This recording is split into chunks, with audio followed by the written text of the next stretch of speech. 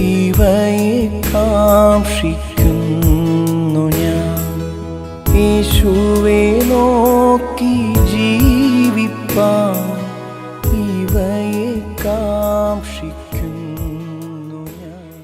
അനുഗ്രഹമേറിയ നല്ല പ്രഭാതത്തെങ്കിൽ ഇപ്രകാരം പ്രഭാത ജാഗരണമായി നമുക്ക് ഒരുമിച്ച് ദൈവസന്നിധിയിലായിരിക്കാൻ കൃപയൊരുക്കിയ ദൈവത്തെ അതിയായി സ്തുതിക്കുകയാണ്. ഇന്ന് പ്രഭാതത്തെങ്കിൽ നാം ചിന്തിക്കുന്നത് ഭക്ഷണം സമ്പൂർണവും അതോടൊപ്പം സ്വാദിഷ്ടവുമായിരിക്കണം എന്നൊരു വിഷയത്തെക്കുറിച്ചാണ്. നാം ഉൾക്കൊള്ളുന്നതായ ഭക്ഷണം അത് സമ്പൂർണമായിരിക്കണം, അതോടൊപ്പം ആ ഭക്ഷണ പദാർത്ഥങ്ങൾ, നാം കഴിക്കുന്ന ആഹാരങ്ങൾ അത് സ്വാദിഷ്ടമായിരിക്കണം എന്നൊരു വിഷയത്തെക്കുറിച്ചാണ്. വേദപുസ്തകം പരിശോധിക്കുമ്പോൾ യെശയ്യാവിൻ്റെ പ്രവചന പുസ്തകം 55-ാം അധ്യായത്തിൻ്റെ 2-ാം വാക്യത്തിങ്കിൽ ഒരു ആലോചന യെശയ്യാവ് പ്രവാചകൻ നമുക്ക് നൽകുകയാണ്. ഇപ്രകാരം വായിക്കപ്പെടുന്നു: അപ്പമില്ലാത്തതിന് ദ്രവ്യവും തൃപ്തി വരുത്താത്തതിന് നിങ്ങളുടെ പ്രയത്നഫലവും ചെലവിടുന്നത് എന്തിന്? എൻ്റെ വാക്ക് ശ്രദ്ധിച്ച് കേട്ട് നന്മ അനുഭവിപ്പിൻ, പുഷ്ടഭോജനം കഴിച്ച് മോദിച്ചു കൊള്ളുവിൻ എന്ന യെശയ്യാ പ്രവാചകൻ്റെ പുസ്തകം 55-ൻ്റെ 2-ാം വാക്യം നമ്മെ ഓർമ്മപ്പെടുത്തുകയാണ്. ദൈവത്തിന് സ്തോത്രം. നമ്മുടെ ആഹാര പദാർത്ഥങ്ങൾ, നാം ഉൾക്കൊള്ളുന്നതായ ആഹാര പദാർത്ഥങ്ങൾ അത് എപ്രകാരമായിരിക്കണം എന്നതിനെക്കുറിച്ച് ഒരു ആലോചനയാണ്.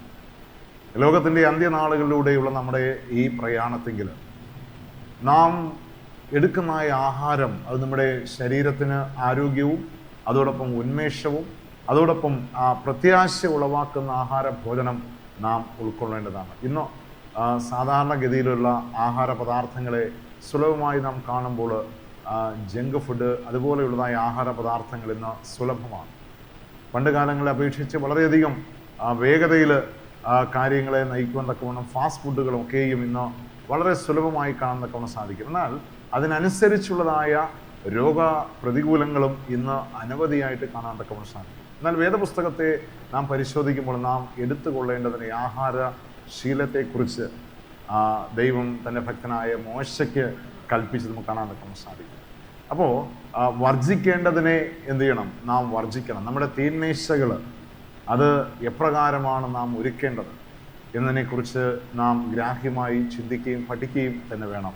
ആ ആഹാര പദാർത്ഥങ്ങളെ ഒരിക്കലും ഒരു കോംപ്രമൈസ് ചെയ്യുവാൻ തക്കവണ്ണം നാം പാടില്ല. നമ്മുടെ തീന്മേശകൾ അത് ആരോഗ്യവും അതോടൊപ്പം സ്വാദിഷ്ടവുമായി തീർക്കേണ്ടതിന് നമ്മുടെ ഓരോരുത്തരുടെയും ഉത്തരവാദിത്തങ്ങളാണ്. പ്രത്യേകിച്ച് ഇന്ന് കടകളിൽ വർണ്ണാഭമായി അല്ലെങ്കിൽ കണ്ണുകളെ ആകർഷിക്കത്തക്ക വിധം അല്ലെങ്കിൽ നമ്മുടെ മൂക്കുകളെ ആകർഷിക്കത്തക്ക വിധമുള്ള ആഹാര പദാർത്ഥങ്ങളെ കാണുമ്പോൾ പലപ്പോഴും എന്ത് ചെയ്യുന്നു?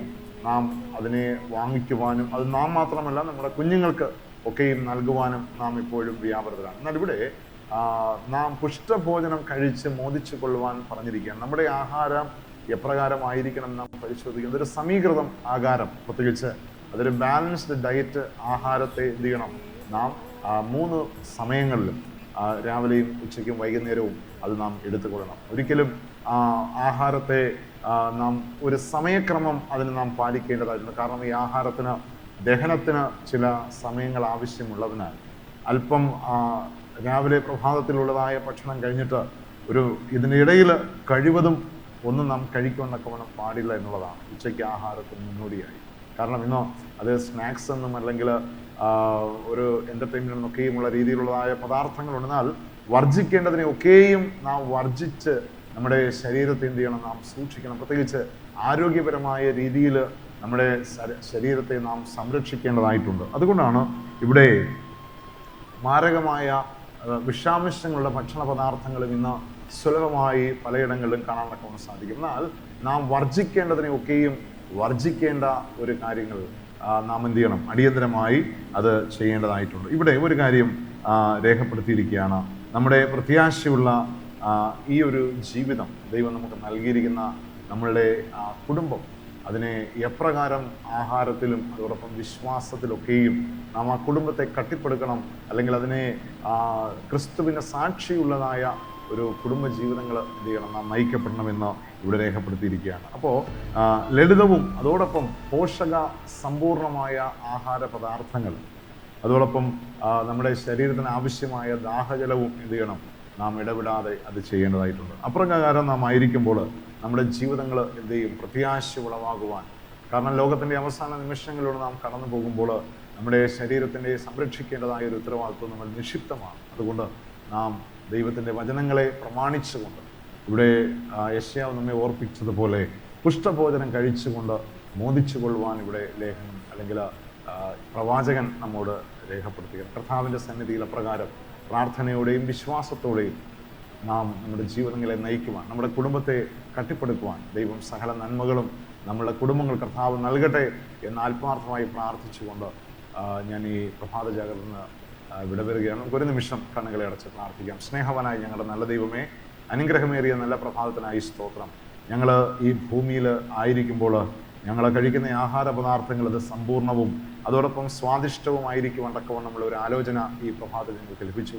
അത് ഞങ്ങൾ കേൾക്കുക മാത്രമല്ല, ഞങ്ങളുടെ ജീവിതത്തിൽ ഒരു സമീകൃത ആഹാരം ഞങ്ങൾ അതിനെ മുറുകെ പിടിച്ചുകൊണ്ട് ഞങ്ങൾ മുന്നോട്ട് പോകുവാൻ ഇടയാക്കണമേ. ഞങ്ങൾ കഴിക്കുന്ന ആഹാരത്തിലും കുടിക്കുന്ന വെള്ളത്തിലും എല്ലാവറ്റിലും അങ്ങയുടെ കരവും കാവലും കൃപയും കൂടെ ഇതിന് വഴി നടത്തണമേ എന്ന് പ്രാർത്ഥിക്കുന്നു.